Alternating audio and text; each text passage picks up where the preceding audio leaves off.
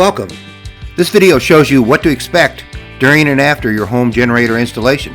It provides a step-by-step narrative of a Generac generator installation in our good friends Kim and Patty's home. Prior to starting my home generator installation interview with Kim, I would like to explain that Kim and I have been friends for almost 50 years. We met while West Point cadets during our summer training, with me on the left and Kim on the right. Following graduation, we both served in the infantry, later became Army aviators, and from time to time ran into each other in the Army. Kim served in several flying positions in the Army Reserve and National Guard, flew for a small airline, became a United Airlines captain and line check airman, and wrote this book based on his airline experiences while earning his doctorate degree in management. By the way, his book is on sale on Amazon at this link. At this time, Kim and I are going to take you step by step through his home Generac installation. Kim, prior to getting into your actual installation, I have two questions. Number one, why did you select Generac? And two, how long did their installation take? Well, I selected Generac after researching online and talking to current owners, including my brother, Kurt, and that's why I decided to go with Generac. In addition, they had a 10-year parts and labor warranty for our region in Texas, so that was a great promotion that we took advantage of. As to the second question, the installation took a full day with some follow-up work the following day. Then there were electrical and gas inspections, and after all of that, the installers came out and did a run-through of the equipment and a demo and all of the systems to make sure everything worked fine. Shortly after the Generac team arrived, what were the Generac technicians' initial actions? First, they had to select an installation spot for the actual Generac generator. To do this, they looked for a location ideally close to our outside electrical meter, electrical panel, and outside natural gas service. Our panel was inside of our garage. So ideally, these would all be in close proximity to each other. In our case, they were spread out over about a 20-foot distance.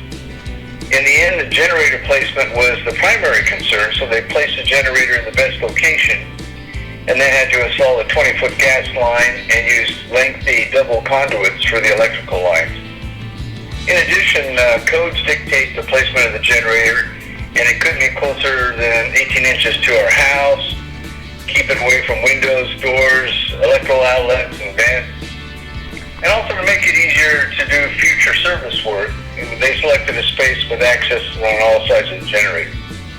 After meeting these requirements, the technicians installed it here, as you see, on the 3-inch prefabricated Generac pad. Next, they prepared for attaching our natural gas service to the Generac's natural gas intake port, which you see on the back of the Generac. Sure. Can you explain the significance of the natural gas to us? Well, during times of public power outage, the Generac system uses natural gas as a fuel to run its internal motor for the generator, and this is obtained from our local natural gas service. Is natural gas the only fuel source for the Generac system? No, per the Generac system installation guide, if you live in a remote area, such as out on a farm or ranch, you can power the Generac with propane gas. How did the technicians start connecting the Generac to your home's electrical power network? Well, they considered three options on where to place the 200 amp Generac transfer panel, which is the heart of the electrical distribution. Normally, the transfer panel is near the utility meter, but due to several factors, due to code and other problems with bushes and so forth, they placed it next to the generator, which necessitated a long run of electrical wires between all the components. Once that was decided, they began the process, turning off the home's power, opening up the utility company power meter, put a hole through our outside wall into the garage, and ran this large piece of conduit called an LV through the hole in the top of this picture. By the way, this provided a wiring pad to the inside of a garage near our electrical circuit breaker. They also added these conduit power and connecting lines along our outside garage wall. How did the technicians run your natural gas lines? They ran this flat 1-inch gas line from our 2-pound gas meter along the base of our garage wall to the Generac pad. The gas guys worked independently from the electrical generator guys. When did they start installing all of the generator and transfer panel wiring and switch boxes? Once they figured out locations for the components, they staged their wiring reels and reconfigured color-coded control wires here, as you can see. And then they next installed the Generac 200 amp automatic transfer switch box and started connecting the conduits here, as you can tell. By the way, for safety purposes, after unboxing this transfer switch mechanism, they pulled its fuses to ensure that it would not accidentally burn out the switch when first introducing electricity into the system. In addition, I forgot to mention that this switch box is rated for outside installation. We had the option, as we talked about, to install it inside our garage, but installing it outside near the generator made more sense. By the way, both this transfer switch box and the generator can be locked to avoid unauthorized tampering. As you can see, in the transfer, they routed the power cables and color-coded control harness through the conduit to the generator, because the color-coded control harnesses actually came through the right punch-out. But anyway, then they routed the power cables through the conduits to the generator and inside the garage near our main circuit breaker panel. Each of the two conduits has 3 double-aught wires and 1 double-4 ground wire. How did they complete the gas line hookup? They installed an accessible gas line shutoff valve adjacent to our gas meter and then routed the gas line along the outside bottom apron of our garage to the Generac generator, connecting it with a flexible stainless steel connection to the end of the gas line and to the Generac generator, helping deal with vibrations and ground heat. With all these pictures above here showing the conduit lines, after the gas line, they ran all the power and control cable conduits just above the gas line, and all this equipment already inside of our house, they had to be creative outside of our house. All the equipment outside, the air conditioners and so forth, they had to be creative in running the conduits with minimum bends and turns.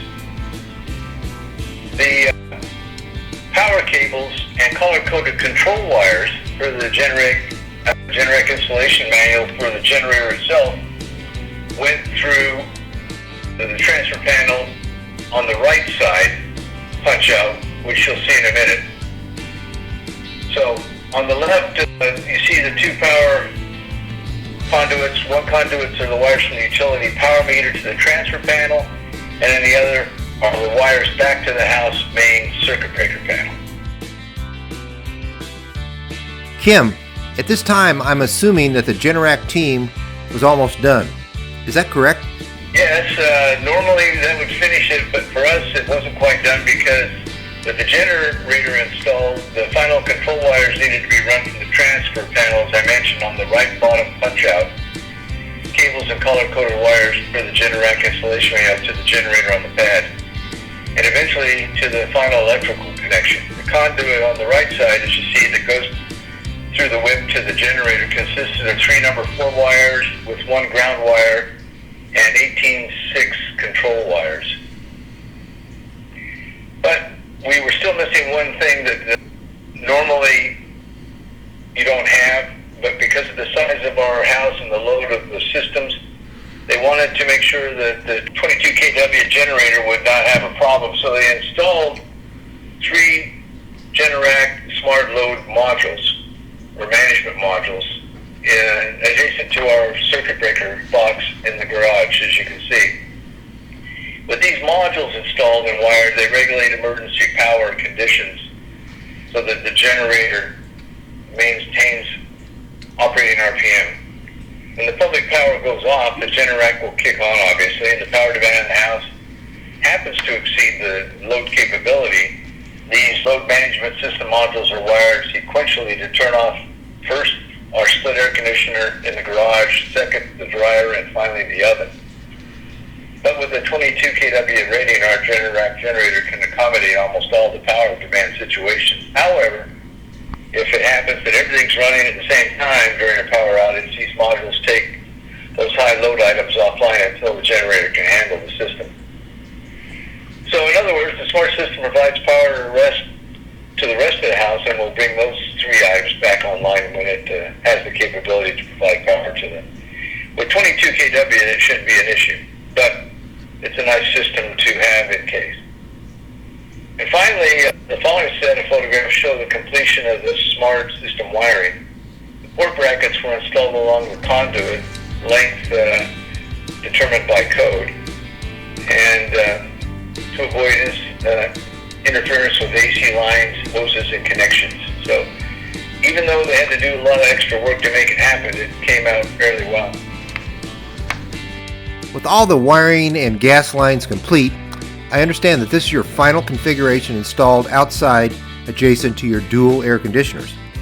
Overall, are you satisfied with its performance? Does it function as advertised? Does it take care of your home while you and Patty are traveling? Yes, it's a nice clean installation, and it provides total home electrical power in case of any power outages. It's reassuring to know that it will function automatically in our absence. This concludes this episode on what to expect during and after your home generator installation. Don't forget to subscribe to my channel and select the YouTube bell so YouTube will notify you of all my new projects immediately after they are published. At this time, I'm moving on to my next project. You're more than welcome to follow. In addition, if you have a great project that you want to post on my YouTube channel, email me some pictures and a brief description of it. If it qualifies for the Let's Fix It Right standards to help others, I'll interview you over the phone as a guest do-it-yourselfer, produce a high-quality video, and post it on my Let's Fix It Right channel. For the year following this posting, I'll share 50% of the potential YouTube benefits with you. If you have any subject matter requests or recommendations, please contact me. All of this said, I recommend that you subscribe to my channel, follow my projects, and save a bundle of money doing it.